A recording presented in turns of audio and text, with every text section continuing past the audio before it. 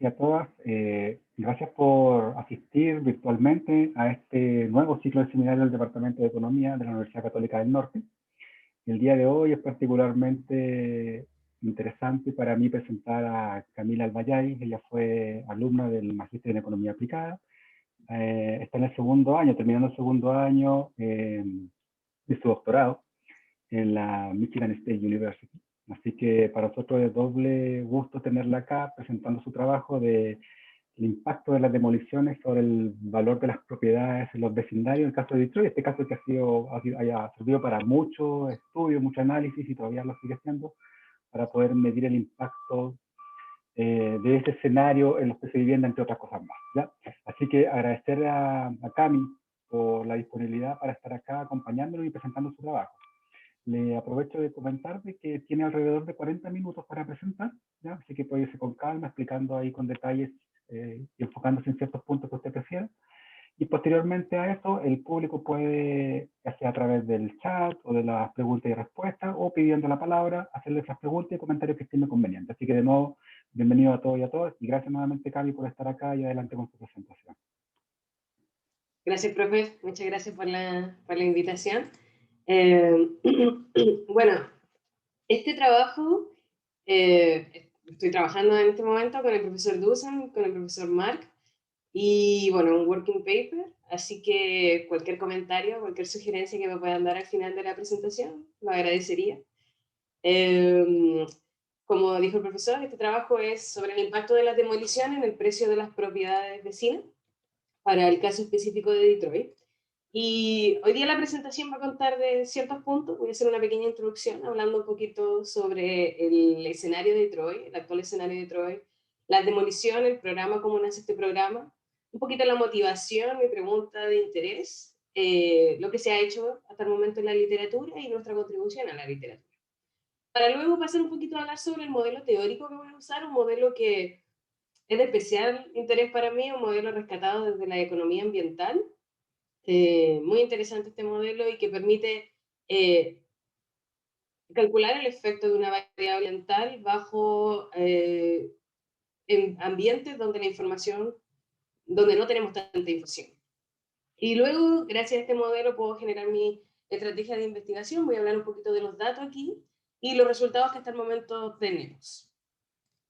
Bueno, un poquito de Detroit. Detroit no es una ciudad que pase desapercibida en Estados Unidos, es una ciudad eh, reconocida por haber sido una gran metrópoli en los años 50. Era la casa de la Ford, de la General Motors, y por eso mismo reconocida como una de las ciudades en ese momento industrializada y que trajo mucho trabajo, mucha población, etc. Pero en el último tiempo ha caído en esta clasificación de ciudades que se han ido disminuyendo, achicando a través del tiempo, y esto quiere decir que han ido perdiendo varias cosas en varias dimensiones. Han ido perdiendo población, han ido perdiendo empleo, han ido perdiendo impulso económico a través del tiempo. Por ejemplo, acá desde el año 1950 hasta el año 2010, la población de Detroit pasó de 1.800.000 personas hasta 700.000 personas, o sea, más de la mitad se perdió. Los establecimientos comerciales cayeron en 2/3 y el número de trabajo cayó en un 50%, alrededor del 50%. Eh, entonces, esto también se puede ver en el landscape urbanístico, se puede ver también el efecto que ha tenido. Acá tenemos una imagen satelital en el año 50 y acá tenemos una imagen de la misma parte en los años 2003. Muchas propiedades abandonadas, muchas propiedades deterioradas y mucha tierra que no está siendo usada actualmente. Entonces, obviamente, esto recae también en el mercado de la vivienda y como para dar unos datos para saber cómo se ha ido deteriorando también el mercado de la vivienda, podemos ver que en el año 2010 el precio de una vivienda residencial era de $12.700. Poniéndolo en perspectiva, eso es alrededor de 9 millones de pesos para el dólar actual. En ese mismo punto, relacionado al punto anterior, en el año 2010 también el 50% de las propiedades eran tax delinquent, property tax delinquent.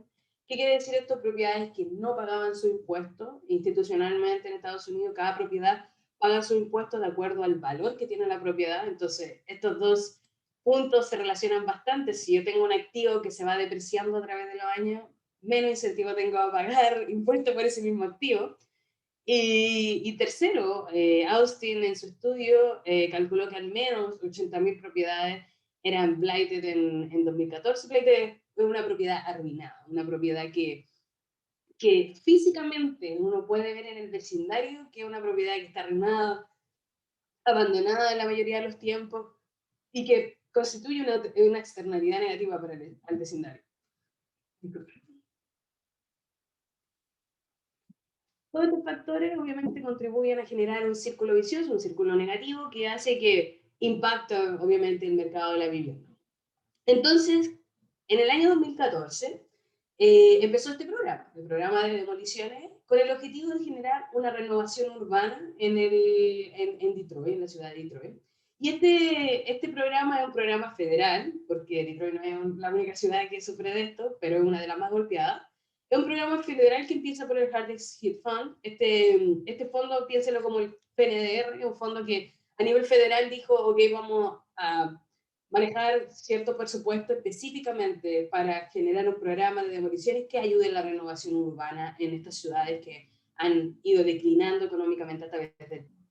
Entonces, este programa es ejecutado por la misma ciudad y bueno, las dos misiones son complementarias. El programa del Hard Exit Fund, la misión es principalmente una renovación urbana, pero dentro de la máxima seguridad que se puede, ex antes y ex post de la demolición.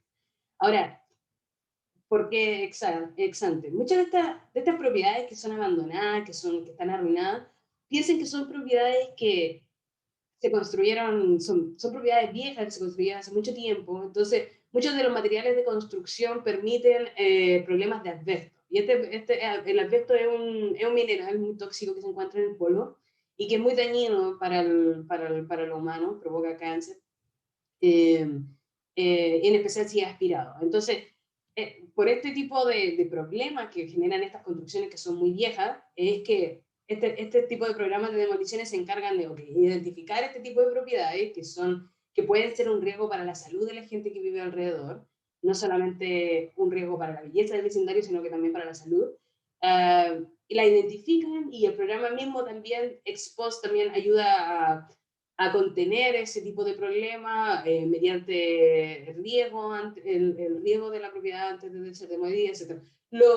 Todas las medidas de seguridad para minimizar cualquier tipo de externalidad negativa que la misma demolición en sí pueda tener y obviamente eliminar cualquier externalidad negativa que estas propiedades arruinadas puedan tener. Y Detroit, como ciudad, también tiene su propia misión, que es la ciudad que se encarga, obviamente, de hacer este programa. Y bueno, la misión, obviamente, va en paralelo, la seguridad, nuevamente, primero, pero además pone otros focos, objetivos que tiene este programa. Y dentro de estos objetivos está, por ejemplo, este de acá, que es basar que las concesiones de las demoliciones sean de constructoras locales para demoler localmente, para ayudar al negocio, que sea un multiplicador de la actividad. Que la propia demolición se cumpla con los estándares requeridos, que las demoliciones obviamente reduzcan las propiedades arruinadas que existen en un vecindario. Y esto es muy importante. Ellos explícitamente dentro de su misión indican que uno de los objetivos del programa es aumentar el valor de las propiedades. Ahora, este objetivo no es tan fácil de medir y por eso estamos hoy día reunidos aquí, para poder medir si realmente este programa ha tenido efecto. Ahora, esta es una foto que está recopilada del sitio que demuestra más o menos cómo funciona el programa, porque no es solamente la demolición, sino que también ellos hacen una renovación de la tierra, un reuso de la tierra. Entonces, generan las condiciones necesarias para que el terreno se vuelva a ocupar nuevamente y pueda haber mayor redevelopment, que pueda haber mayor desarrollo, etcétera, etcétera, después cuando se vuelva a utilizar. Sin embargo, este programa no ha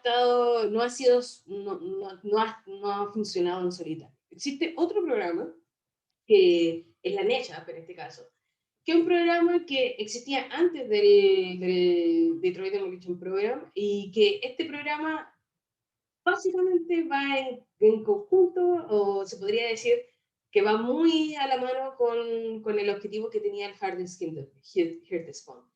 Entonces, este programa lo que hace no es a nivel local, ni tampoco es a nivel federal, es a nivel estatal. Y lo que dice es identificar aquellas propiedades, tal se explica como eso, identificar aquellas propiedades que tienen problemas de asbesto y demoler, básicamente eso. Entonces este programa va en conjunto con el anterior, tenía un objetivo un poquito más específico, pero va en conjunto con el anterior y también involucra las demoliciones de propiedades que son un riesgo para la salud de la gente. Entonces, lo que hago, lo que hacemos en este estudio es juntar estos dos programas y poder evaluar el total de demoliciones que han habido en este periodo. Ahora, ¿por qué no se puede separar? Porque hasta el momento he podido separar estos dos programas y evaluarlos distintos. Bueno, por dos razones. Primero, porque estos programas se superponen. El programa de la NECHA fue entre 2009 a 2015 y el programa de demoliciones de Detroit fue desde 2014 hasta ahora.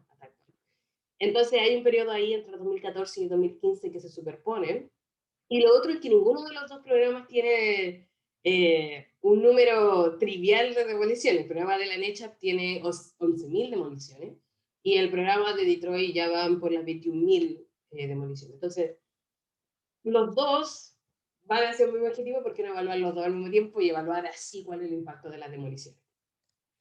Entonces la motivación viendo todo esto, viendo una inversión de 250 millones, viendo dos programas que han sido enfocados al proceso de renovación urbana, viendo más de 10 años de demoliciones, de datos que nosotros podemos utilizar, se nos ocurrió la siguiente pregunta, la pregunta de interés es, ¿cuál es el impacto? ¿Cuál es el impacto que tienen estas demoliciones en el precio de las propiedades de vecinas? Si existe un impacto.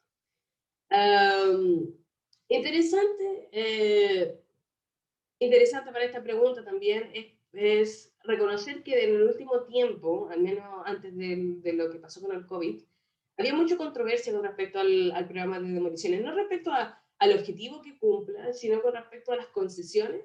Hay varios problemas ahí con respecto a las concesiones, de como que no hay un juego limpio respecto a quién se adjudica el programa y ha sido muy que sea mucha externalidad negativa. Lo que debería ocurrir es que el impacto sea positivo en el valor de las propiedades vecinas. Por lo tanto, nosotros creemos que en realidad el impacto es positivo. Y la literatura, la evidencia que nos dice que realmente es una externalidad negativa, viene por dos partes. Por una parte, decir que estas propiedades, las propiedades arruinadas, son un riesgo a la seguridad, y por otra parte, decir que estas propiedades arruinadas son un riesgo a la salud, como ya lo había dicho. En la seguridad, esta literatura se conoce bastante, es la literatura que asocia las propiedades arruinadas o las propiedades que han sido abandonadas con focos de crimen. Lo que dice esta literatura es básicamente si nosotros tenemos una propiedad arruinada, vacante, en un vecindario, etcétera, es una señal de que existe un desinterés en ese vecindario por no hacer nada por esa propiedad y asimismo se genera un círculo vicioso, una atracción para otro tipo de actividades criminales dentro. Y lo otro es el tema de la salud. Como ya había mencionado, este tipo de propiedades muchas veces tienen problemas, no solo de asbesto, sino también de plomo, y que pueden ser un riesgo para la salud de la gente que vive cerca. Entonces, ¿qué se ha hecho hasta el momento en la literatura respecto a responder esta pregunta de investigación? En primer lugar, la literatura se ha enfocado principalmente en la relación entre las propiedades que son arruinadas y el precio de los valores vecinos. Básicamente se ha encontrado que las propiedades o los vecindarios que están llenos de propiedades arruinadas, que están llenos de propiedades que están físicamente, que uno puede ver que no están bien, contribuye negativamente al valor y a la apreciación del valor de precio de la propiedad. Ahora, más específicamente, estudios que han visto la relación entre las demoliciones y el precio de las propiedades vecinas. Tenemos a Nimech, en el caso del 2020, él estudió esto para el caso de Ohio y encontró que realmente una demolición sí aumenta el precio de la propiedad y encontró que este efecto causal es de 1.64%. Ahora, específicamente en Detroit se han hecho dos estudios. Este de acá, Dynamometric, fue un estudio que fue pagado por la misma ciudad para ver si realmente el programa tenía algún efecto. No es un estudio que haya sido revisado en un journal, pero sin embargo es un estudio bastante interesante también. Este estudio fue para el corto plazo, fue para el primer y el segundo semestre después de que se empezara el programa. Y lo que hizo fue decir, ok, tenemos dos tipos de zonas y sacar el impacto de las propiedades que son abandonadas en el precio de las propiedades. Y el efecto fue de 1 la diferencia entre estos dos, 1.2. Y bueno, lo que dijo es básicamente el efecto de las propiedades arruinadas, el efecto de las propiedades abandonadas, un efecto negativo sobre el precio de las propiedades, y por eso si eliminamos estas propiedades a través de las demoliciones, el efecto debería ser positivo. Básicamente, la misma lógica que tuvieron los profes acá, y Skidmore en 2017, ellos también indicaron que el efecto de una demolición es de 4.2% aumento en el precio de la propiedad, pero acá no usaron las demoliciones nuevamente, usaron las propiedades abandonadas y eso fue es como el símil de sacar una externalidad negativa y, bueno, ¿cuál sería el signo positivo en este caso? Entonces, a diferencia de estos dos, bueno, estos dos primeros fueron a corto plazo, también para el esquema fue para el 2014, para cuando empezó el programa. Además de ser de corto plazo, estos dos fueron dos estudios que han sido cross-sectional studies. Entonces, en primer lugar, ¿cuál va a ser nuestra contribución en este caso con este estudio a la literatura? Primero vamos a evaluar un impacto que va a ser más a largo plazo, ya estamos evaluando 10 años dentro del programa. Lo segundo es que usamos la información directamente a las demoliciones. Los estudios en Detroit no han hecho eso hasta el momento. Entonces, usamos directamente la información de las demoliciones para evaluar cuál es el impacto que han tenido en el precio de la propiedad. En segundo lugar, usamos un enfoque que es interesante, que nos permite utilizar la información que tenemos disponible. Y bueno, el Repeat Cell es un enfoque que ayuda bastante cuando no tenemos información completa para generar regresiones de precio hedónico. Eso básicamente es una alternativa a la regresión de precio hedónico y muy, muy útil en este caso. Y tercero, introducimos el uso de un índice espacial para poder controlar por características que habían antes en los vecindarios, y ahí les voy a contar un poquito más adelante, pero esto también puede ser relevante para la literatura, de nuevo, en el caso de que estemos en un ambiente en que necesitemos información. Entonces, un poquito hablando ahora sobre el modelo teórico que voy a utilizar. Este modelo teórico es un modelo que nace de la literatura de índice de precio de la propiedad. Empieza por Bailey en 1963, después sigue el famoso índice de precio de Case en Chile, y luego lo que hizo Palkins en 1900. ¿Cómo hago aquí para contestar? Espera un poquito, Cami. Miguel, ¿tienes preguntas? Lo que pasa es que estamos prefiriendo que las preguntas sean al final de la exposición. Así que, no sé si es muy urgente, Miguel. Ya, perfecto. Buenísimo. Sí, me imagino. Ya, continúe, Cami. Gracias, Miguel. Bueno, como iba contando el modelo, y después que entonces lo que hizo Palkins en 1982 fue decir, ok, pesquemos el modelo que tiene el índice de precio y utilicemos para evaluar una variable ambiental. Y el modelo es relativamente simple y muy, muy fácil de usar. Bueno, no muy fácil de usar, relativamente simple en la teoría. Acá tenemos la primera ecuación. La ecuación lo que dice es, ok, vamos a tener el precio de una propiedad I, y este precio va a estar en función de estos atributos que tiene esta propiedad, que no cambian a través del tiempo. Este es el X y este es el Y. Ahora, entran distintos a la función solamente para dar una mayor flexibilidad cuando nosotros queramos introducir una variable en la regresión. Adicional a estos set de atributos que cada una de estas propiedades tiene, nosotros también tenemos esta variable dummy, que va a indicar, ok, va a ser 1 en el caso de que T sea el año de venta de la propiedad I, y 0 de otra forma, siendo N el máximo número o el último año de venta posible.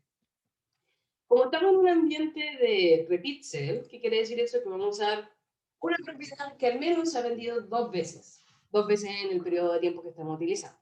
Entonces, tilde en este caso va a hacer referencia al precio de la propiedad en el primer año o la primera venta, y ningún tilde va a ser el precio de la propiedad en el segundo año o la segunda venta. Y este precio de la propiedad en el primer año va a estar dado por las mismas variables, solamente que ahora todos llevan el tilde refiriéndose a que el set de atributos puede ser diferente para ese año. Después sacamos el ratio de los dos precios de dicho, y lo ideal acá sería poder cancelar las cosas que queremos cancelar, ¿no? Pero para poder cancelar tenemos que asumir, y el supuesto más fuerte que tenemos acá es que los atributos de esta propiedad, los atributos que determinan el precio de esta propiedad, no cambian a través del tiempo. Es un supuesto bastante fuerte. Entonces, sí, asumimos que los atributos de esta propiedad no cambian a través del tiempo y que solamente el precio, el ratio del precio depende o está en función de los años de venta. Lo que vamos a tener es lo siguiente. Un ratio entre el precio final y el precio inicial, que va a estar dado por esta función exponencial, donde cada uno de estos representa una variable que voy a explicar en un ratito.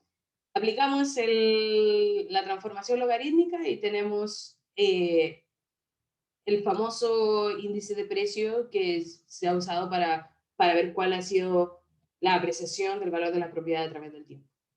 Entonces, esta variable de acá, bueno, en realidad todo esto de acá, es lo que se conoce en la literatura como la matriz X.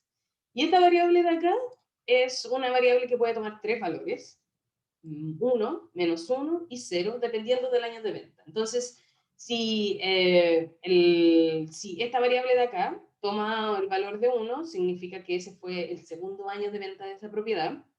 Si toma el valor de -1, significa que fue el primer año de venta de esa propiedad, y si toma el valor de 0, significa que no se vendió esa propiedad en ese año. Ahora, Pankstein dijo que si la vamos a usar para medir alguna variable ambiental, tenemos que dar la flexibilidad de que estos atributos puedan cambiar. Entonces, si damos la flexibilidad de que estos atributos puedan cambiar, es decir, bajo supuesto, ya no utilizamos el supuesto anterior, y utilizamos un set de atributos que cambian a través de los años, lo que vamos a hacer es, vamos a tener la siguiente ecuación, en donde vamos a poder incluir estos atributos que cambian a través de los años. Y se pueden incluir de dos formas. De una forma donde podemos medir la elasticidad del atributo, de la variable que queremos, a través de esta forma, o la forma que yo ocupé en este trabajo, que es medir una semi-elasticidad, se podría decir, y sacar cuál es la variación entre el primer año de venta y el segundo año de venta de este atributo del cual yo estoy interesado. Entonces, este es el modelo que me va a servir a mí para yo poder realizar mi estrategia de investigación, y con este vamos a poder trabajar. Bueno, ahora hablando un poquito de los datos, yo tengo dos tipos de datos. Por una parte, saco los datos de las propiedades, de los precios. Todos estos datos son disponibles públicamente.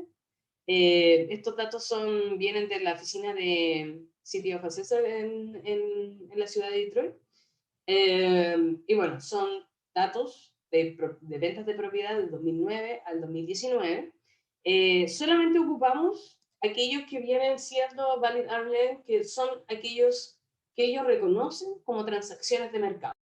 Es decir, ahí no se meten propiedades que un primo le vende a otro primo, o que una empresa le compró a otra empresa, etc. No, son propiedades que van dentro del mercado. Y también eliminamos las ventas, habían, no tantas, pero había un número no trivial de ventas con valor de 0 y 1 en la base de datos. Nosotros atribuimos esto a que puede ser impuesto a la propiedad. Muchas veces cuando se compra en especial en Detroit, se compra una propiedad, se compra con su impuesto atrasado, entonces se paga el impuesto atrasado y es el valor de la propiedad, y por eso al final el valor de venta aparece como 0 o 1. Pero como no pudimos confirmar aunque le mandé mensajes, no podemos confirmar este hecho, no lo tratamos, simplemente lo eliminamos. Y lo segundo es la información de las demoliciones. Como les dije anteriormente, utilizamos las dos, el Demolition Detroit Program y la NECHAP, y los juntamos y al final tenemos demoliciones desde el año 2009 al 2019. Y este va a ser el periodo de tiempo de estudio. Bueno, esta imagen de acá es el resumen del desafío que tiene este estudio. Este de acá es una imagen de Detroit. Acá tenemos un mapa de cuantiles. Este mapa de cuantiles está analizando la distribución espacial del precio promedio de venta por track. Cada una de estas cositas son track, census track. Y cada uno de esos triangulitos que ustedes pueden ver ahí son las demoliciones que han habido en todos estos años. Y podemos ver un patrón, ¿no? Los precios más oscuritos representan aquellos tracks o aquellos vecindarios donde el precio de venta es bajo o no es tan alto, y aquellos más claros son aquellos vecindarios donde el precio de venta es más alto en comparación con lo anterior. Entonces, claramente podemos ver un patrón, ¿no? Y tiene sentido, o sea, si estamos hablando de una política pública que se enfoca en vecindarios donde realmente se necesita, y vecindarios donde realmente se necesita son esos vecindarios que están arruinados, que tienen bastantes propiedades abandonadas y que claramente son aquellos vecindarios donde el precio de la propiedad es bajo en relación con otros vecindarios. Pero este sorting sí representa un desafío porque al final las demoliciones no son aleatorias en el espacio. Entonces esto va a tener que ser contado en cuenta. Tener que ser contado en cuenta, sí. Ahora, ¿cómo construimos la variable independiente en este caso? Lo que hicimos fue, tenemos las demoliciones, ¿no? Para cada uno de los años, 2019 hasta 2009 hasta el 2019. Entonces pescamos el año 2009, ubicamos las propiedades residenciales y dijimos, ok, vamos a hacer un ratio de 0.05 millas y vamos a contar cuántas demoliciones alrededor de esta propiedad tiene. ¿Ok? Entonces, en este caso, por ejemplo, serían 10 demoliciones. Y este sería para el año 2009. Y hacemos exactamente lo mismo para cada uno de los años, 2009, 2010. Y luego, no sumamos todas esas, sino que sumamos aquellas que realmente nos interesan, que es entre la primera y la segunda venta de esta propiedad. Entonces, si por ejemplo la primera venta de esta propiedad fue en el año 2009 y la segunda fue en el año 2015, la variable independiente vendría siendo la cantidad de demoliciones que esta propiedad tuvo entre el año 2009 y el año 2015 en un ratio de 0.05 millas.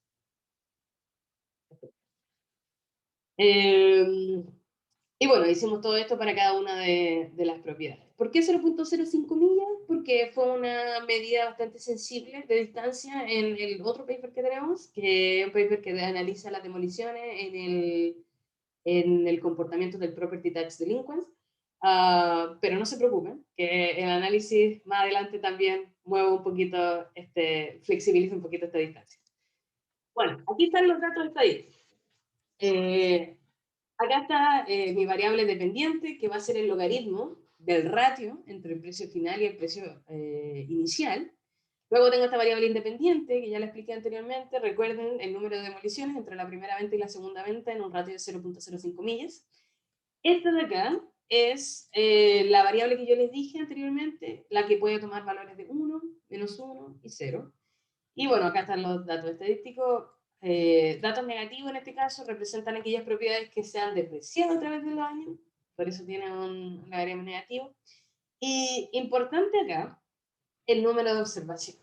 Y acá me falta una tabla para explicarme este número de observaciones, la voy a poner, pero por mientras lo lamento, voy a tener que explicarlo solamente verbalmente, pero este número de observaciones, 5.526 observaciones, son pares de transacciones.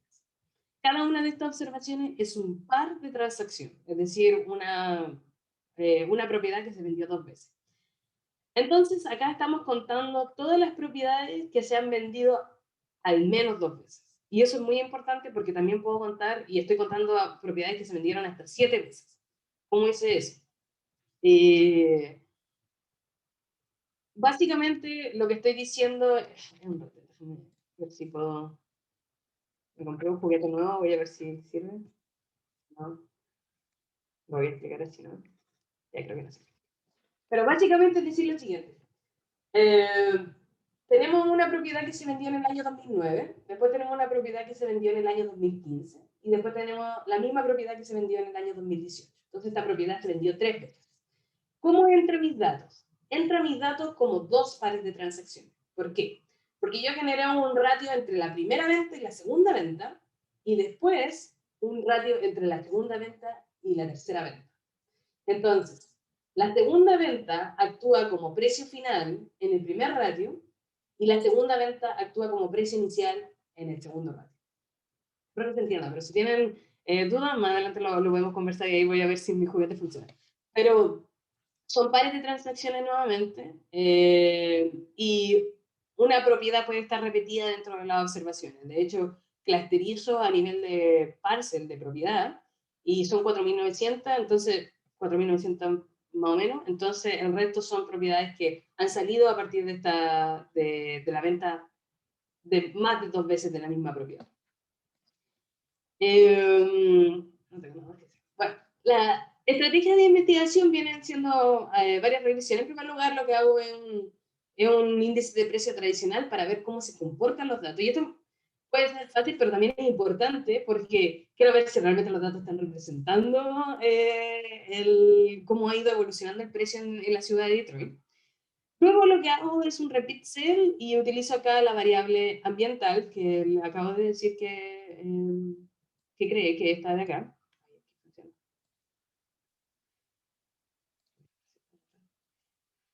Que está de acá. Que básicamente lo que me dice es cuál es el impacto de una demolición adicional en el precio de las propiedades. Entonces, este beta me va a decir el impacto marginal de una demolición adicional en un radio de 0.05 millas entre el primer precio y el segundo precio, la primera venta y la segunda venta, en el precio de las propiedades.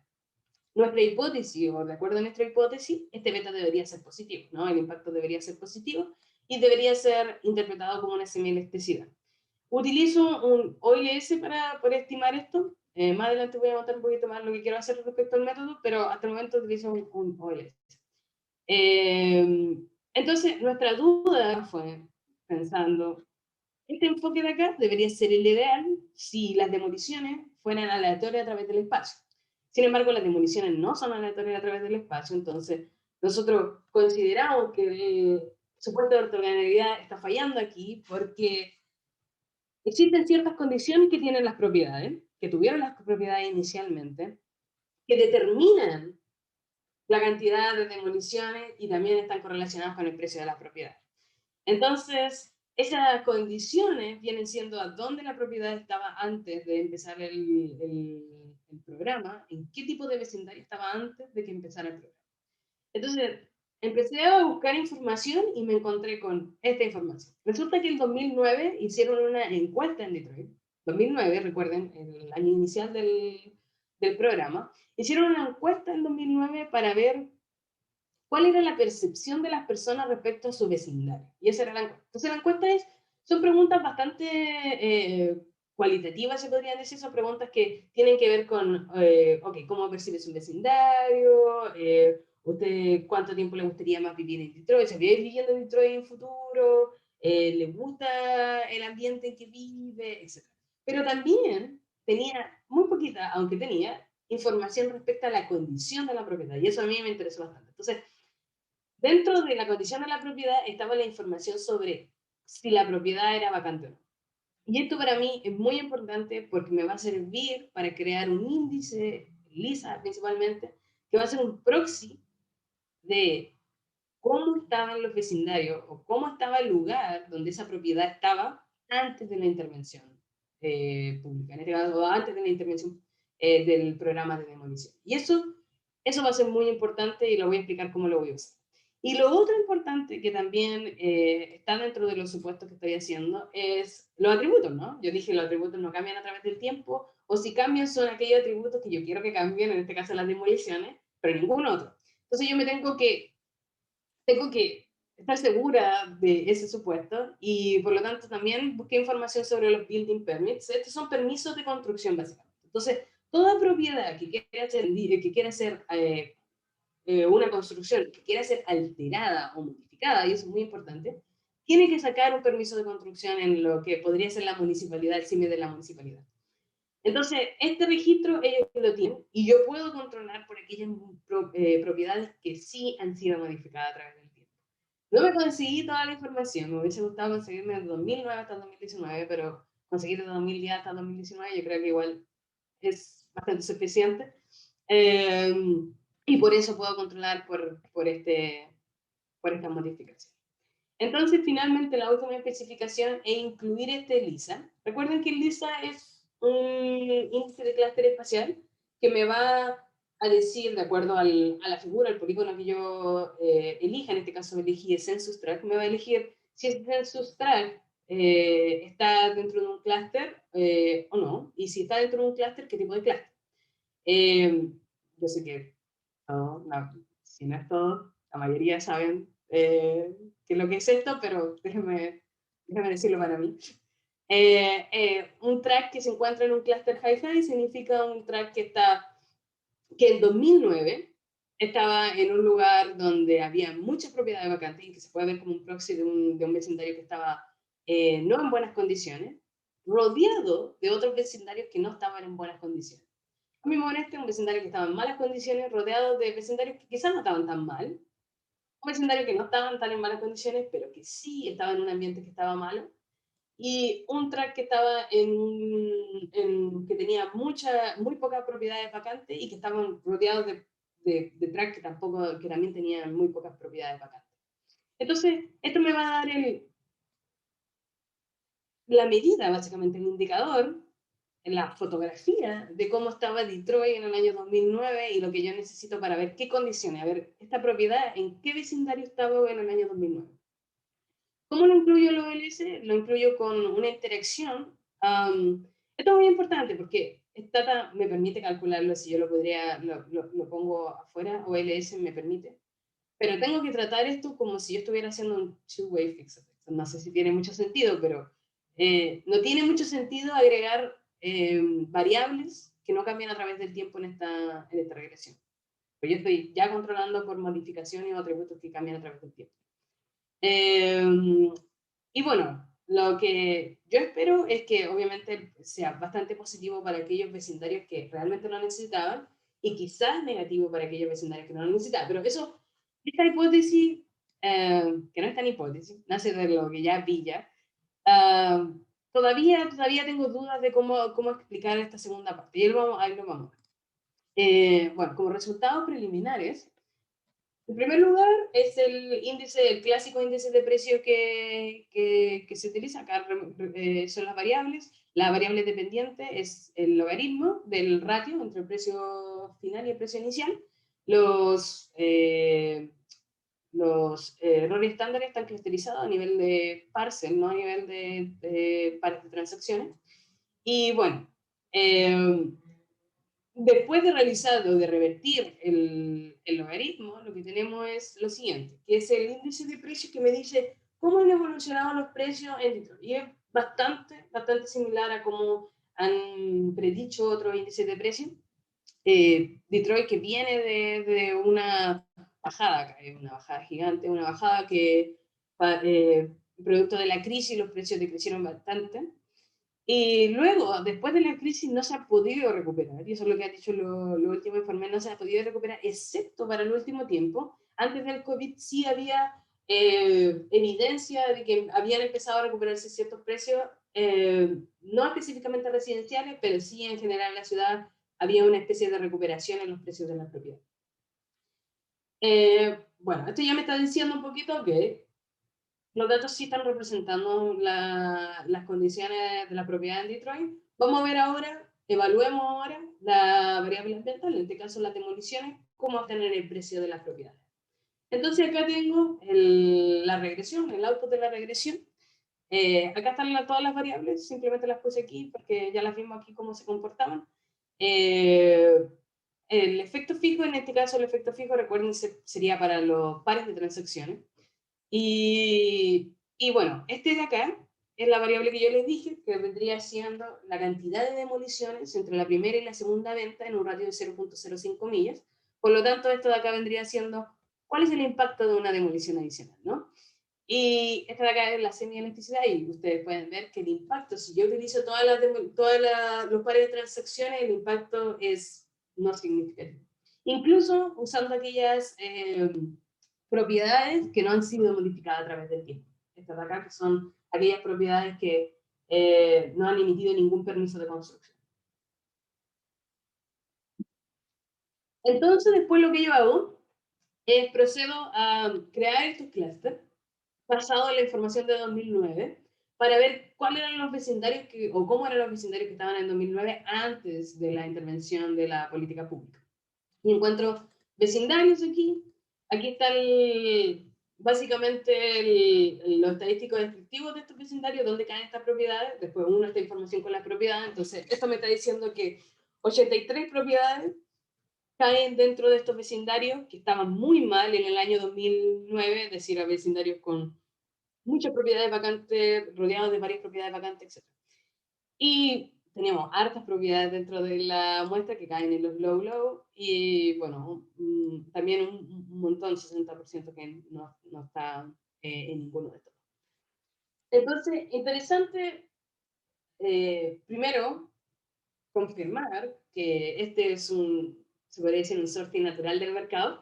Decir que, bueno, obviamente esto es esperable, ¿no? Que aquellas propiedades que están en vecindarios relativamente buenos, o la mayoría de las propiedades que están en vecindarios relativamente buenos, sean la mayoría de las que se han vendido a través del tiempo. Y esperamos que no existan muchas ventas en aquellos vecindarios que no han estado muy bien a través del tiempo, que su salud no ha sido muy buena a través del tiempo. Entonces, esto es como lo que se podría esperar. Ahora, incluyendo esta información en la regresión, es donde encontramos los resultados más interesantes hasta el momento. Entonces, nuevamente, es una interacción entre la variable independiente, las demoliciones y cada una de estos clústeres. Y lo que me está diciendo este resultado es una demolición adicional entre la primera y la segunda venta en un ratio de 0.05 millas. En el precio de la propiedad aumenta, o mejor dicho, aumenta el precio de la propiedad en un 4.4%. Entonces, un resultado bastante interesante, muy acorde a lo que habían encontrado antes mis profesores. Y luego, si sacamos las propiedades que han sido modificadas a través del tiempo, este resultado disminuye, no tanto, pero disminuye un 3.8%, indicando también la pertinencia en el uso de este control. Y bueno, si lo hacemos por los otros vecindarios, no existe un impacto significativo, sin embargo, es importante analizar el signo negativo y positivo que tenemos acá. Y finalmente, en aquellos vecindarios que han sido saludables a través o que estaban saludables en 2009 y que no necesitaban la política, una demolición en estos vecindarios, esto es muy interesante de saber al menos, es que una demolición adicional disminuye el precio de las propiedades vecinas, en este caso, cuando en un vecindario que no necesita la intervención, tenemos la intervención, cerca de la intervención. La disminución no es tanto, es de un 1% en este caso y un 0.9% en este caso cuando sacamos los permisos, pero igual es bastante interesante. Ahora, nos podríamos preguntar cuál es el efecto si cambiamos, porque todo esto, todos los resultados hasta el momento han sido en la base de que yo elegí un ratio, ¿no? Un ratio fijo, que fue 0.05 millas. Y yo me podría preguntar, ¿y cómo cambia el efecto si es que yo cambio esta distancia? Y lo podemos hacer muchas veces, 400 veces para ser preciso.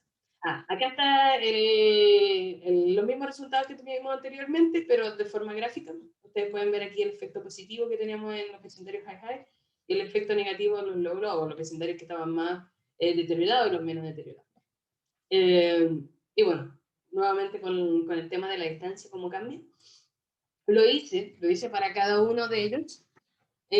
Acá se ve no muy bien, entonces hice un zoom para cada uno de ellos.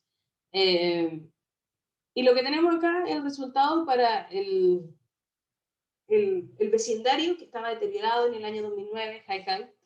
Y bueno, este de acá es la distancia en millas. Este de acá son las observaciones, la cantidad de observaciones que al menos tienen una demolición cerca, dependiendo de la distancia. Ejemplo, por ejemplo, acá, 0.2. Entonces,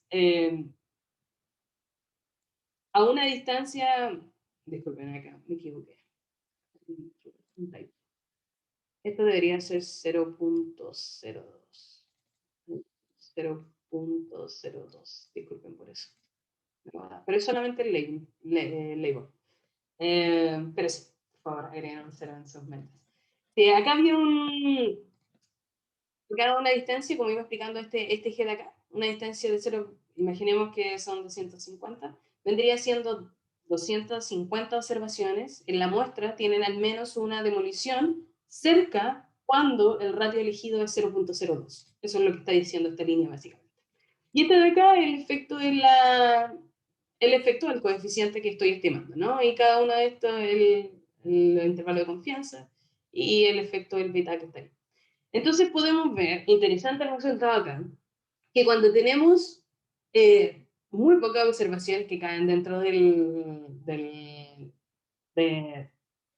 de aquellas que tienen una demolición cerca, y además estamos en una distancia que es relativamente cerca, se podría decir, el impacto este de acá es negativo, aunque sea en este vecindario, y yo acá encuentro que igual tiene que ver mucho con las propiedades que caen dentro de High, acá tendría que hacer un análisis más exhaustivo, pero el resultado positivo empieza a partir de una distancia mínima, y de ahí se mantiene hasta más o menos los 0.06 millas, se podría decir.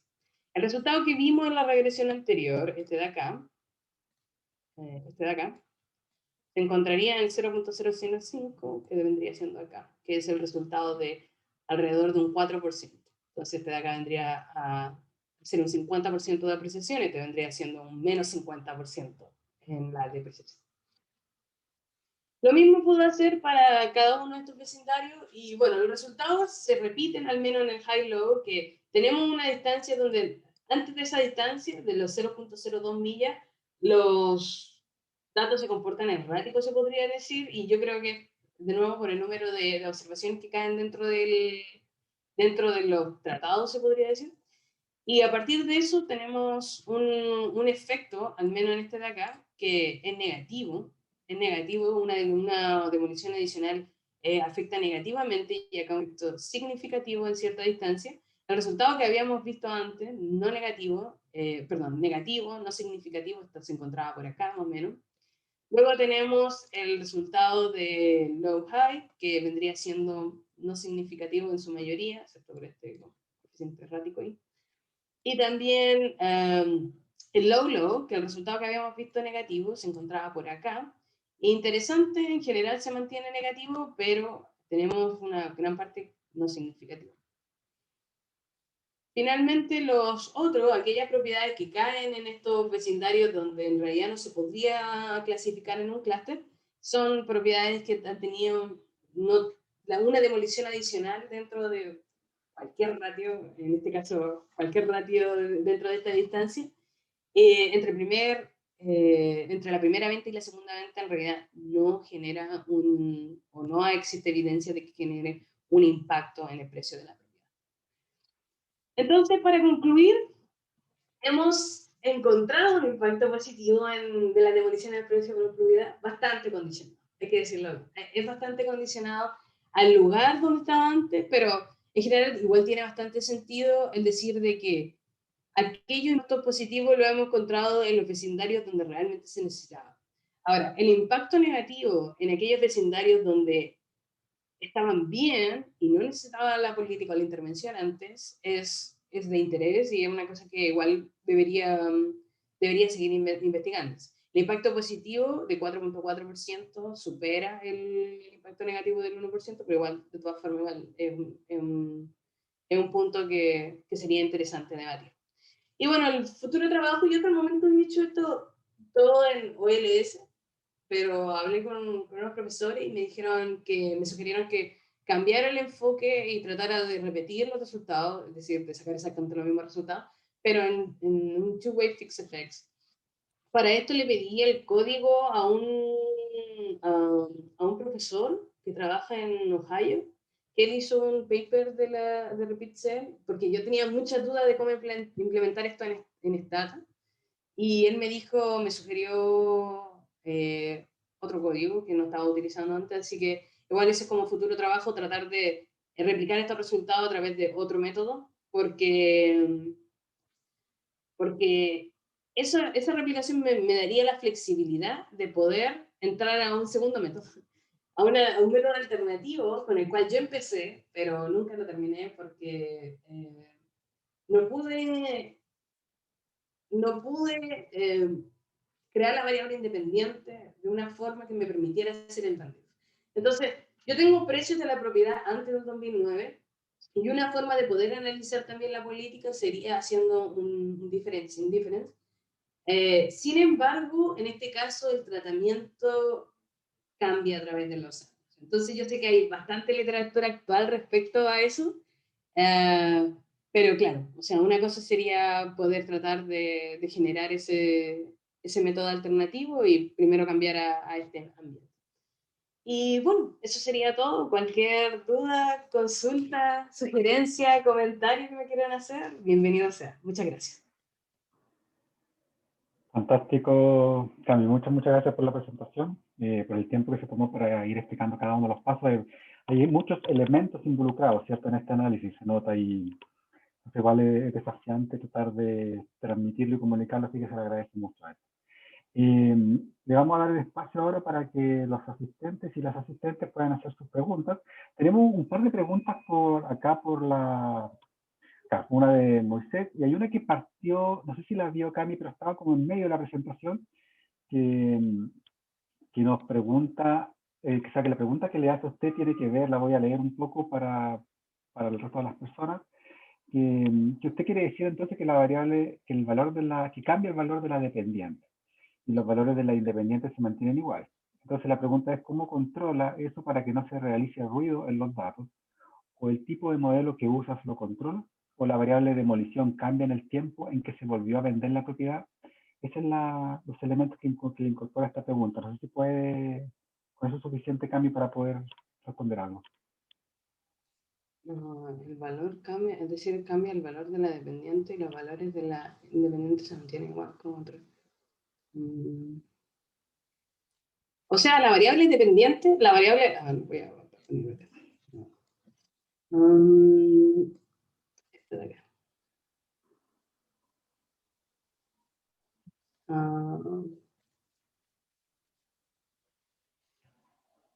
Claro, la variable dependiente vendría siendo el logaritmo del precio final dividido por el precio inicial, o sea, el logaritmo del ratio al final del día, y como variable independiente tengo la cantidad de demoliciones que existe entre la primera venta y la segunda venta en un ratio de 0.05 millas en este ratio, que después obviamente lo cambio, pero en el primer caso elegí un ratio de 0.05 millas. Entonces, es un simple OLS, regresionar el logaritmo del ratio con respecto a las demoliciones y cómo controlo por el año de venta con estas variables que están acá, con una matriz X se podría decir, que toma valores de -1, 1 y 0. Y luego lo que incluyo, bueno, primero separo la muestra entre aquellas que tienen, que la total de la muestra y aquellas que nunca han modificado o no modificaron sus propiedades, no emitieron permisos de construcción entre el 2010 y el 2019. Y luego incluyo una interacción que tiene que ver con el clúster que estaba explicando antes. No sé si... Sí. ¿Responde? Yo creo que sí. Vamos a ver, si no, podré levantar la mano y pedir más consultas. Hay otra consulta, que está un poquito extensa, del profesor Moisés. Bueno, vamos a ir, yo voy a leer un poco las consultas. Dice, ¿qué tanto crees que se afecten los resultados por el MAU? Dice, es decir, por census tract que no son formas funcionales. Y tal vez el 0,5 dice, otro threshold no es fijo para toda la muestra. Puede ser más bien variable dependiendo de la forma, de la importancia del área, una función más que un valor fijo. Esa es la primera pregunta. O sea, claro, por eso varía la distancia. No entiendo qué es lo que es MAU. Yo creo que lo que él trata de apuntar es que yo creo que lo importante aquí es como las formas funcionales, o sea, los census tracts que usted toma podrían no representar una escala relevante, o no sé si nos puede dar más información, creo que está acá Moisés todavía. Sí, Moisés, que podría darnos más información acerca de lo que... Sí. Podría hablar Moisés si quieres. O sea, imagínense, por ejemplo, controlar por census tract. De la misma forma vendría siendo esto, solamente que en realidad, en lugar de controlar por 292 census tract, controlo por 4, 5 en realidad, áreas funcionales que son creadas a partir de los LISA. Mucho más eficiente, creo yo.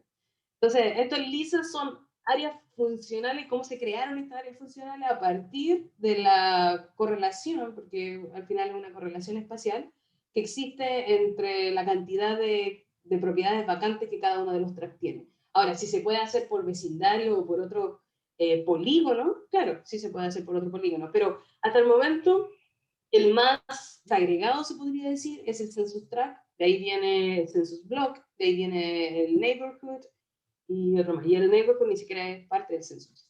Entonces, lo hice por census tract porque el census tract es una división del mapa que considera, como lo dice, variables del censo. Entonces también me está reuniendo aquellas que son similares a nivel censal. Por eso también lo hice por el track. Hola, ¿qué tal? ¿Cómo estás? No, una pregunta rápida. Era simplemente que en vez que sea 0.5 tal vez, y bueno, y después lo probaste expandiendo el mismo threshold para el resto de la muestra, para que luego se va aplanando porque se va agrandando. ¿Qué tal si el 0.5 es para uno, 0.2 para otro, 0.6 para otro, que se ajuste mejor dependiendo de la propia dinámica de la estructura urbana que tengas ahí? Esa era un poco la pregunta. Gracias. Ah, ya, sí, entiendo.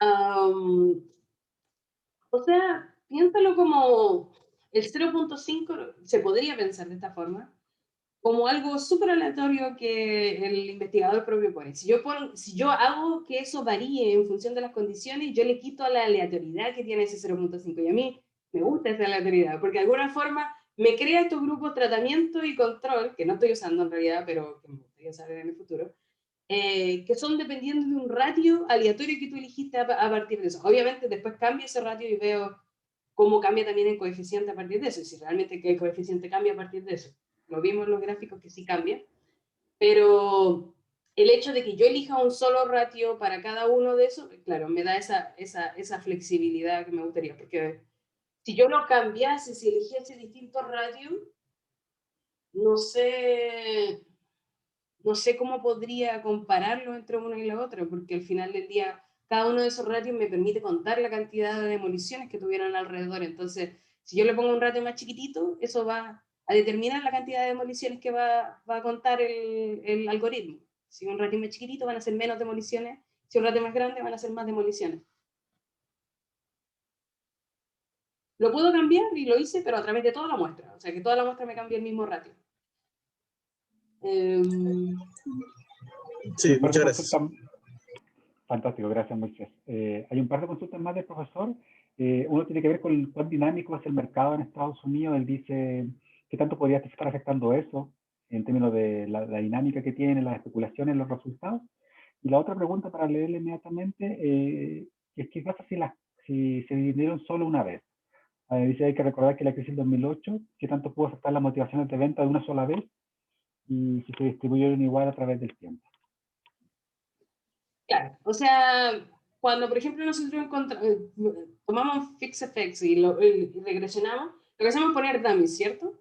Y esas dummies que son por año de venta, lo que hacen es controlar, o en realidad no por año de venta, sino que por un dummy nomás por año, es controlar todo esto, ¿no? La dinámica que ha tenido los precios o cualquier variable que tenga a través del tiempo. Estas no dummies, semi-dummies, se podría decir, pero estas variables que yo estoy ocupando en la red, la matriz X, estas variables que toman menos 1, 1, 0, recuerden que toman esos valores dependiendo de cuál ha sido el año de venta de cada una de esas propiedades. Y tanto el año de venta, y no solamente toman en cuenta el año de venta, sino que también toman en cuenta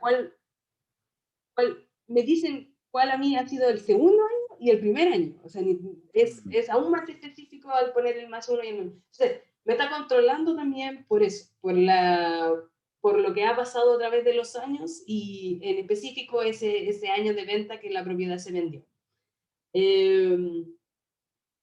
Sí, aparte de eso, claro, por eso al final esto, recuerden que el modelo viene desde el índice de precio, al final estos índices de precios se utilizan para ver cómo han ido variando los precios de las propiedades en las ciudades. Entonces, es básicamente eso, pescar las casas que se venden y sacan un índice de precio a partir de la apreciación o la depreciación que ha tenido la misma propiedad en un periodo de tiempo.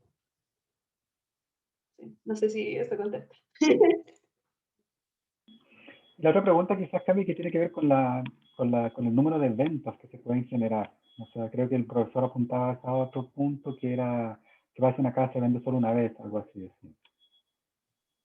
Si una propiedad se vende solo una vez.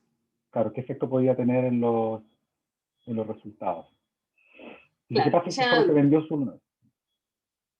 las propiedades que se vendieron una vez yo no las estoy ocupando. Eso es muy importante entender. Yo estoy ocupando solamente propiedades que al menos se vendieron 2 veces en el periodo de tiempo. Y muy interesante este punto, gracias por preguntar. Hay mucha literatura respecto al si existe algún tipo de selección, porque obviamente una casa que se vendió una vez dentro del periodo no es lo mismo que una casa que se vendió 7 veces en el mismo periodo, ¿no?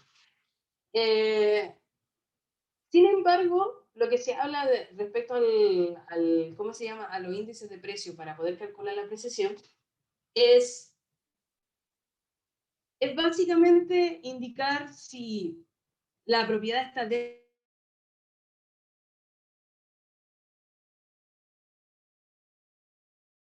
se vende al final del día.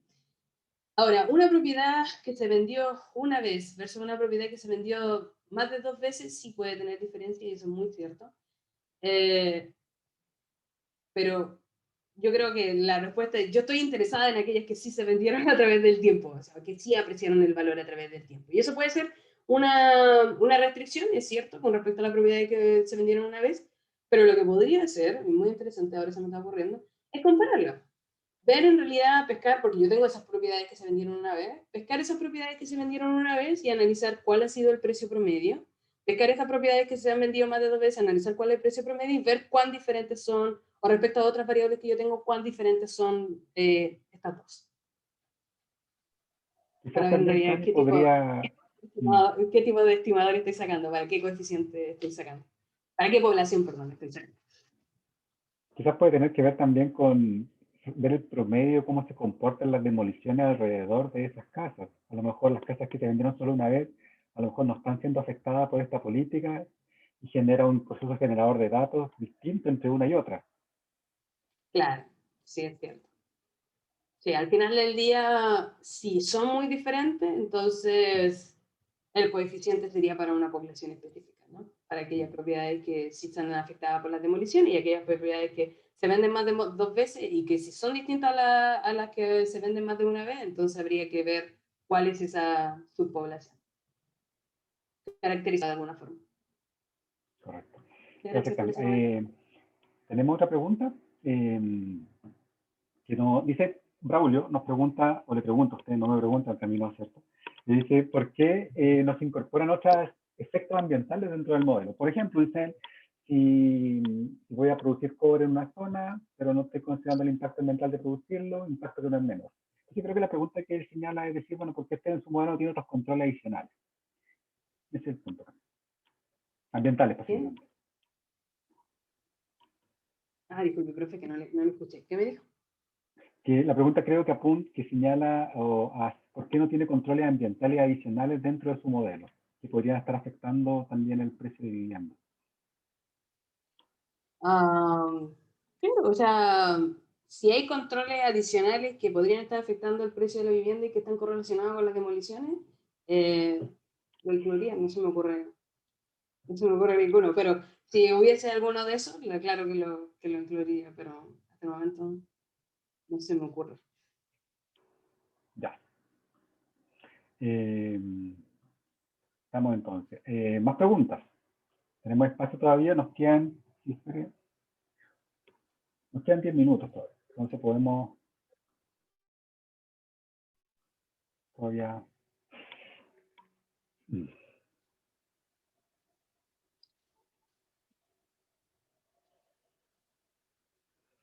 También aprovecho de hacer una pregunta yo, mientras la gente se atreve o piensa alguna pregunta. Yo no conocía este modelo de ventas repetidas, lo había escuchado por ahí, pero no lo conocía. Y muy interesante.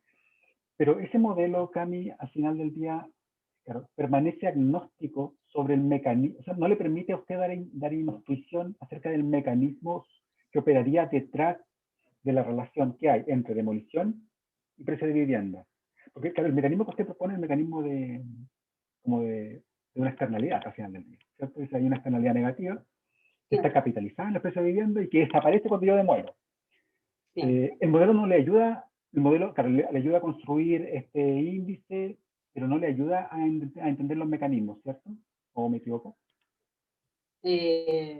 Claro, o sea, sí, el modelo es bastante general en ese sentido. Kamsky lo hizo para una variable ambiental, ni siquiera le dio valor negativo o positivo, simplemente dijo una evaluación ambiental y usted ve ahí si, cómo afecta.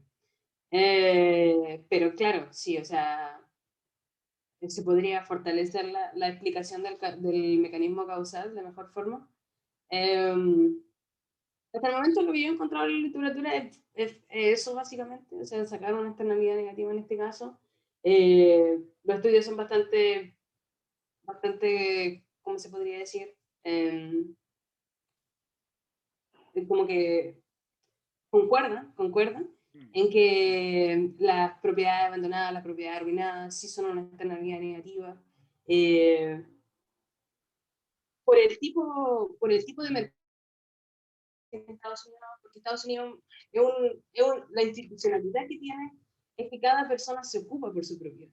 Y de hecho hay sanciones y la parte física de una propiedad es importante en el vecindario. Entonces, por ejemplo, lo que pasa en el caso de Michigan es que la gente está obligada a sacar la nieve de la parte donde uno camina fuera de su propiedad y cada una de las personas, cada uno de los propietarios de las casas se encarga de esa parte donde tú caminas fuera de su casa, se encarga de esa parte en específico porque es responsabilidad de ellos que tú puedas pasar frente de su casa, que no haya ningún obstáculo, que el pasto esté corto cuando sea verano. Entonces, todo ese tipo de cosas son fundamentales y yo creo que igual eso tiene que ver mucho con la institucionalidad, con el contexto que existe acá. Y por eso una propiedad abandonada, una propiedad arruinada, genera una externalidad negativa en estos vecindarios. Son un riesgo primero a la belleza del vecindario, a cualquier amenidad que pueda tener por el landscape, y luego a todo este tipo de factores de riesgo, por una parte como el crimen, con esa literatura que ha relacionado la propiedad arruinada con el crimen, y aquellas que han relacionado estas propiedades como un riesgo a la salud misma de la gente, siendo estas propiedades que son viejas, construidas muchas veces con problemas de asbesto, entonces que generan riesgo también para la gente. Entonces, por esos tres vías uno puede decir, ok, en realidad sí se entiende que es una externalidad negativa y sí se entiende que sacar una externalidad negativa o sacar esta fuente de desamenidad de ese vecindario va a provocar algo bueno, va a provocar una capitalización positiva en el precio de las propiedades. Eh, creo que acá tiene que ver mucho con el contexto. Perfecto, sí. Y hace sentido también, Cami, si no es extraño pensar eso. No Sí, hay yo más estaba viendo, por preguntas. ejemplo, acá, porque quería ver también cómo estaban las casas abandonadas, las políticas de casas abandonadas acá en Chile. Pero acá el problema es que la gente se toma la casa abandonada. Acá la gente llega, ve una casa abandonada y el problema que existe para el Ministerio de Vivienda es que la gente se toma casa abandonada y pues cuando quieren volver o cuando quieren tomar el terreno de vuelta, ven que una familia está viviendo ahí hace años y cosas así. Ese es como el problema más típico de acá. Y no es lo mismo, creo que no es el mismo caso que en Estados Unidos. Sí, claro, sí, es diferente. A ver, veamos si hay más preguntas. No, parece que no hay más preguntas. Cami, ¿Hay algo más que quisiera agregar de su trabajo? ¿Algunas conclusiones finales antes de cerrar el seminario? No, yo creo ¿No? que dije todo lo que tenía que decir. Fantástico. Bueno, agradecerle nuevamente el tiempo que dedicó para esta presentación, el responder las preguntas Sí. y contento en realidad que Bueno, vaya avanzando y en que todo continuemos caso, avanzando. voy a dejar, no sé si puedo ver, creo que no puedo hablar. ¿Qué No, quiere sí, hacer? no. Que quería dejar mi mail, pero parece que no puedo escribir. En caso de que Pues, alguien tenga algún comentario que después quiera mandarme o cosas así. Mira, acá está. sí, sí. Cualquier cosa me pueden escribir también lo agradecería bastante. Ahí está, ahí se ve. Cualquier comentario. Bienvenido a ser. Correcto. Ya, Cami, muchas gracias entonces por su tiempo, por estar acá, un gusto de verla nuevamente y gracias a todos y a todas por este seminario, por participar en este seminario. La otra semana vamos a tener un receso por el 21 de mayo, pero Dios mediante deberíamos volver el 28 a encontrarnos con una nueva presentación. Así que gracias nuevamente. Un abrazo, Cami. Adiós. Muchas gracias por invitarme. Gracias a todos. Muchas gracias.